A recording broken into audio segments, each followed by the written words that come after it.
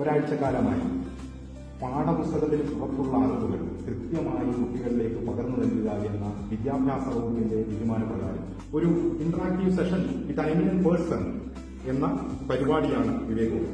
ആ പരിപാടിയുടെ ഉദ്ഘാടനം അതുപോലെ തന്നെ ആ പരിപാടി ആദ്യത്തെ ഗസ്റ്റുമായി ഇവിടെ എത്തിച്ചേർന്നിരിക്കുന്നത് മുൻ IT ഉദ്യോഗസ്ഥനും കൃഷ്ണപുരം ഗ്രാമപഞ്ചായത്ത് മെമ്പറും സർവോപരി ഈ സ്കൂളിലെ വിദ്യാർത്ഥിയുമായ ശ്രീ ശരത്കുമാർ പാട്ടത്തിൽ.